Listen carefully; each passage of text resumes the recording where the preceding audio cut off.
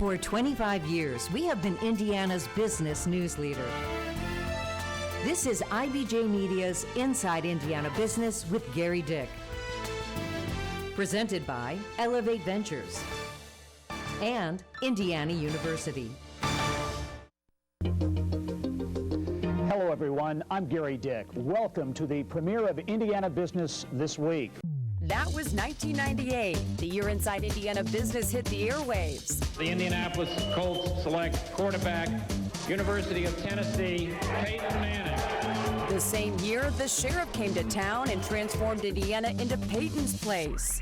25 years ago, we started Googling it, and we're beginning to do it from the palm of our hand. Smartphones, a luxury back then, now a must-have. Letterman was still dominating late night.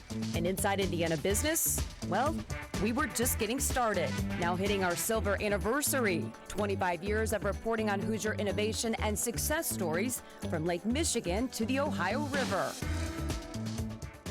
Hello and welcome to Inside Indiana Business. I'm Gerry Dick, coming to you this week from downtown Indianapolis.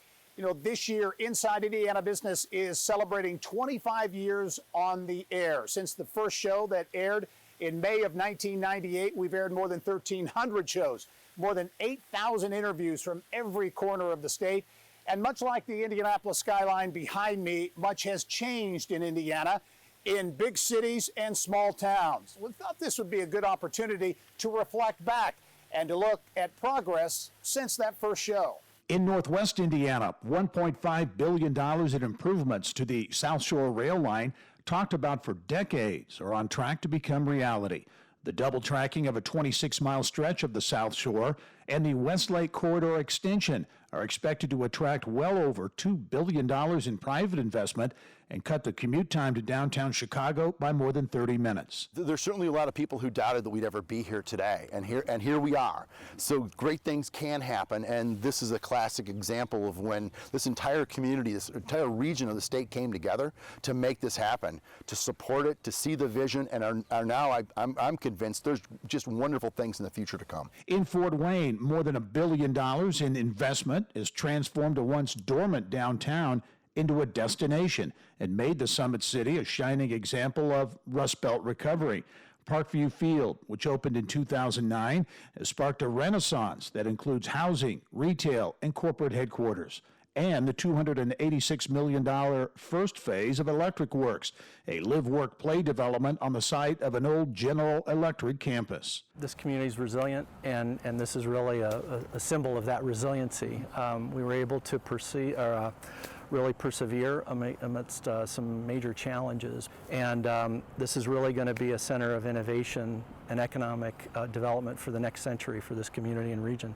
In 2009, Elkhart had the highest unemployment rate in the nation.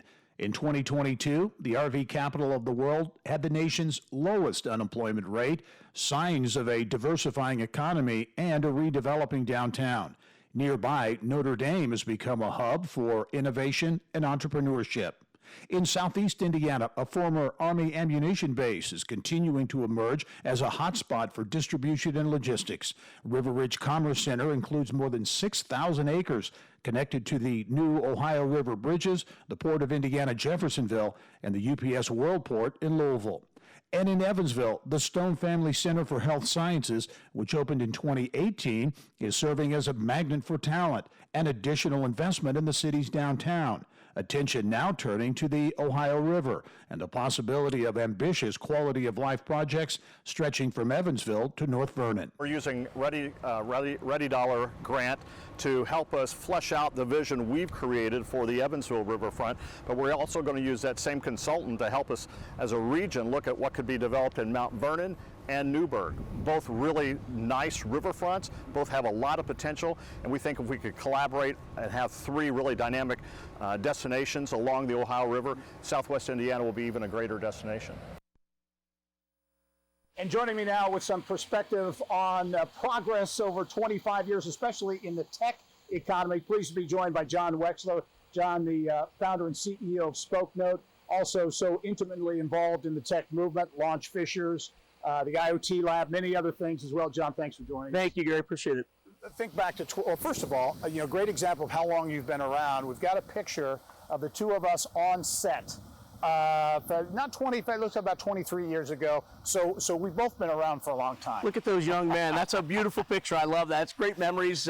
We've been together for a pretty fun ride, and I'd be remiss if I didn't at least say thank you for your support and encouragement over the years for me personally, but also to the tech and innovation economy. It has really meant an awful lot to everyone.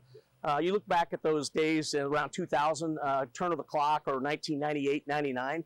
And we had some pretty audacious goals, really, when you look at the start of this whole thing. And there was skepticism as to whether or not we could build that tech economy here in Indiana. It's really amazing to look at that list of 6 items that we were originally focused on, and things like access to capital and direct flights and daylight savings on the list. We accomplished an awful lot of that. Still have a little work to do, but it's been a fun run. Yeah, nod to Scott Jones on daylight savings, because that was a big one for him. But being connected to the rest of the world, the rest of the country, be it direct flights, nonstop flights, daylight saving time, those have been pluses and wins for the economy. Absolutely, and I don't think it's as much about whether or not we do it, but it's whether or not we're synchronized with everyone else, right? And I think that plays into all kinds of other issues. Legislatively, are we synchronized with where the world is headed long term? And I think that really helps us attract talent and build companies here in Indiana. There was a lot of focus on creating what they refer to as a tech ecosystem. And again, a lot of skepticism. Is it really going to work, especially outside of central Indiana? But there's certainly a lot of signs that is in fact happening. You look at the co-working passport, dozens of these co-working spaces all over Indiana. Yeah, it's exciting to me to go to the far-flung areas and go across the state. You go to small towns, whether it's Terre Haute, your neck of the woods in Vigo County, or you go to Huntingburg and look at their current blend, their co-work. We have 60 plus now of those locations around the state, all working together to make sure that the state's innovation economy is healthy and strong. Challenges remain, no question about it, and I think you would say top of the list is capital formation. I think so. When I think back 25 years ago, obviously the names have changed a little bit, but the story's the same. And our early stage entrepreneurs have done a whole lot better at finding capital, seed stage, Series A kind of capital. But the real challenge is in that growth stage, and that causes the entrepreneurs to have to tap out a little early, whether it's selling the company earlier than they wish, because it's really hard for them to find access to that capital. That's probably the next big challenge for the state. I remember 25 years ago, a lot of site selection consultants and those types of people said Indiana wasn't on their radar screen. That obviously has changed. How much has the profile of Indiana changed over these 25 years nationally? Oh, it's been incredible. When you look at some of the biggest projects in the country, looking at Indianapolis and the regional economy that exists, if you look at from Lafayette down to Bloomington over to Muncie and throw that central Indiana overlay, we compete favorably with major tech economies across the country, whether it's DC, whether it's the Silicon Valley. Our strengths here are undeniable with our access to amazing talent out of these universities. And companies are recognizing that, and I think we're going to continue to see great at-bats. As we look to the next 25 years, do you see this as a bit of a tipping point? You mentioned universities are really engaged in this process as well. We've got great public and private institutions. I think you're right on it with the university focus, and when you look at Indianapolis and what's going to happen, I think it's super exciting with Purdue University and Indiana both kind of charting their courses here, but collectively I think we're going to see a lot of strength in that. And that's really going to attract more investment, more outside capital into our state. And I think the future is very bright. Let's hope we don't invest another 25 years in making that happen. When you say a quarter century, it makes me feel a little older than I might like, but it's been a fun run, and looking forward to the next 25. All right, John Wexler, CEO at Spoke Note. John, thanks very much. Thank you, Gerry. I appreciate all you do as well. Appreciate it. Thank you. Coming up next, 1998. Market Square Arena and the RCA Dome were still standing. And then number 18 came to town. How that changed and shaped the sports tourism game in central Indiana and beyond. Gary, it hardly seems possible. It's been 25 years since you invented Indiana's better mousetrap. And on behalf of all the mice that you've hosted over those years, I just want to say thanks and congratulations. I can't help but say that in a time in which quality, credible journalism's in short supply and shrinking all the time, you remain a tremendous example of how to serve the public well in what we have always thought is an indispensable part of our democracy. And so I just want to say, in addition to congratulations, don't take your foot off the gas. Indiana and your viewership need you as never before.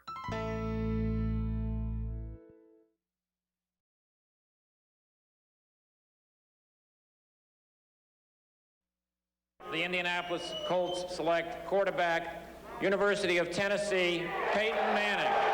April 18, 1998, a day that would change the face of Indianapolis sports, tourism, and the city's skyline.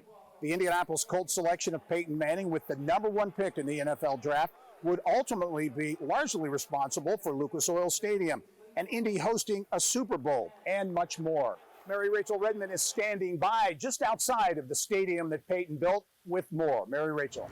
Well, Gary, who knew that one pick would quite literally change the landscape of Indianapolis, from a new football stadium, a Super Bowl, a children's hospital, and a boost to the city's tourism industry that continues even today, more than 2 decades since number 18's arrival in the Circle City.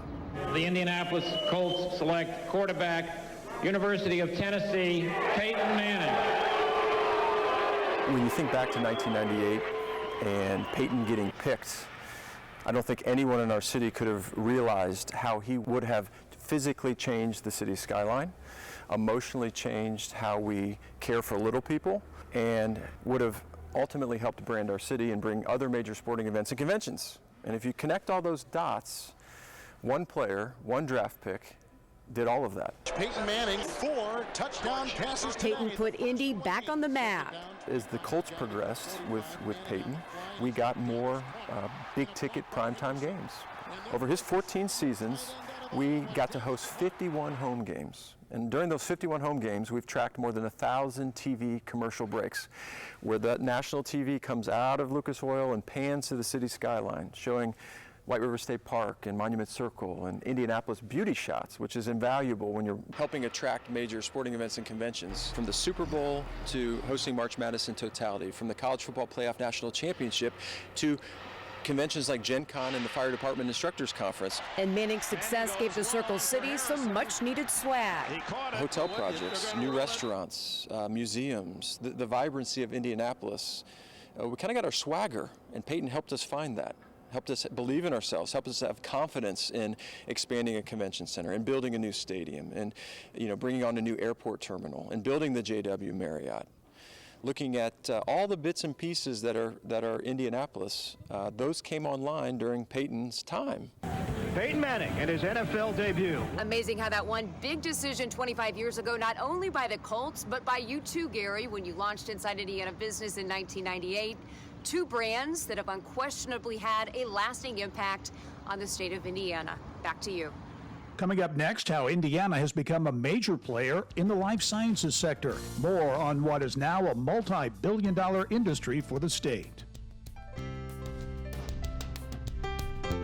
Gerry, happy 25th. Really appreciate you, and just want to thank you for always being on point, always being flexible, always being current on your interviews and everything you're doing, and most of all for your fantastic support of Indiana businesses.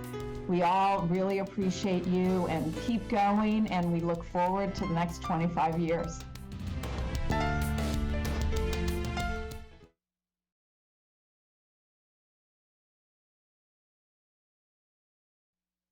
This is the largest manufacturing investment at a single location in Lilly's 147-year history. That's Eli Lilly and Company CEO Dave Ricks at the April groundbreaking for a $3.7 billion manufacturing campus at the Leap Innovation District in Lebanon, the largest economic development deal in Indiana history.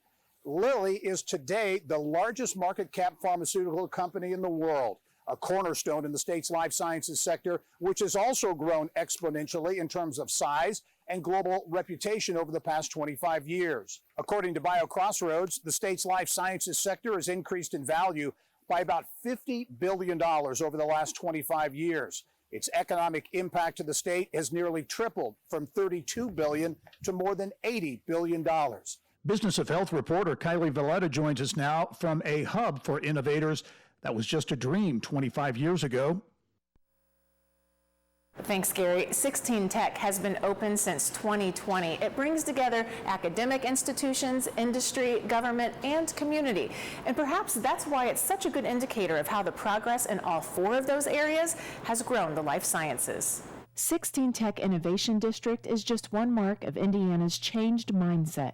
The life sciences sector of 25 years ago didn't think outside the company doors of a handful of corporations and major universities. I think going back 20 years, none of us really imagined a 16 Tech environment and what it would be, what its purpose would be. But it wasn't clear that there was much interaction or even a lot of concept of creating a biotech corridor. Indiana Biosciences Research Institute President and CEO Dr. Alan Palkowitz believes the vision of a handful of people and the creation of initiatives like BioCrossroads in 2002 changed the destiny of Indiana's life sciences sector. The game plan? Take what was already here and grow. Create small companies to complement those giant corporations, attract investment and venture capital, and expand the talent base. That early vision 25 years ago, and now fast forward, we've seen a lot of progress and that really coming to life around us. The economic impact of the life sciences sector has exploded from $32 billion in the early 2000s to about $80 billion today. 1, 2, 3. Groundbreaking for a bridge that will expand 16 Tech is evidence that innovation is alive and kicking, but it wasn't always this way. In 2001, only 4 venture capital transactions in the life sciences for a total of $14 million. Today, $620 million secured by 37 companies. Another major indicator of growth, university R&D.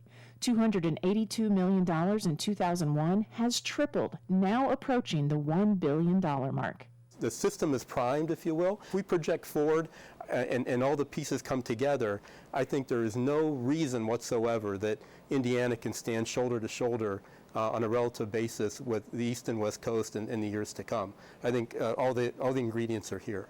25 years ago, Indiana's life sciences sector was very much defined by a few large corporations and the universities. Now it's much more diverse, with small companies and entrepreneurs also helping to shape tomorrow. Gary, back to you. When we come back, a trip down memory lane from every corner of the state, Indiana's economic evolution over a quarter century, and what's next.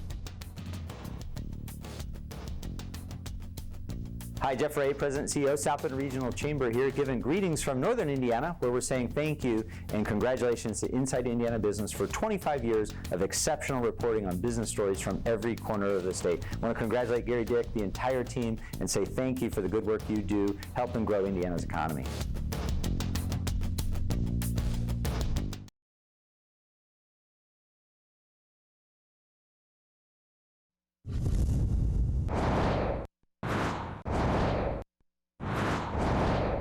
Here's what's making news around Indiana, brought to you by the Indiana Association of Realtors, Indiana's 21,000 realtors, the neighbors you know, the experts you can count on. Well, Indiana has come a long way since 1998. The state is still very much a global manufacturing hub, but there are lots of examples of cities and towns, big and small, making moves to adapt to a changing, innovation-based economy, investing in infrastructure and quality of life projects aimed at the next 25 years. What's changed? 10 years after we took off, so did Indiana's capital city, taking a bold new step when it comes to air travel. A new $1 billion state-of-the-art airport opening in Indianapolis in '98. Nearly 9 million passengers moving through Indianapolis International these days. There's now a faster way to get from Evansville to Indy thanks to the new $4 billion I-69 extension. A key Indiana intersection for research, technology, and science was just beginning to take shape. We visited Purdue's Discovery Park District in 2018. All part of the Purdue Research Park, the largest university-affiliated park in the entire country. Another coup for the park, the aft for the military's new T-7A Red Hawk, being built at Saab's new $37 million facility there. North on I-65, the next generation of clean energy, growing out of Hoosier farm fields. Israel-based Doral Renewables building the largest solar project in the country in Stark and Pulaski counties, a $1.5 billion investment. Kokomo reinventing its rich automotive heritage, leading Indiana's charge to become an EV hub. Stellantis building a $2.5 billion battery manufacturing facility in the city that produced the country's first mechanically powered vehicle. A Hoosier manufacturing comeback also unfolding in Wayne County.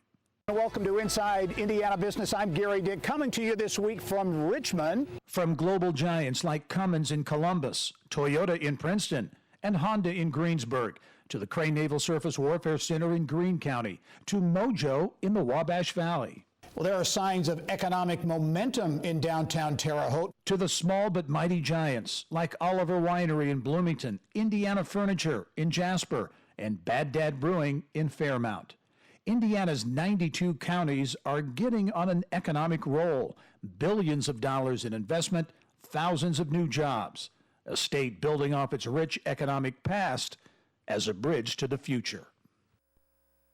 Well, that's all the time we have for this week's show. We hope you've enjoyed this look back at 25 years of the Indiana economy. I'm Gerry Dick. Thanks for joining us. Go out and make it a successful week.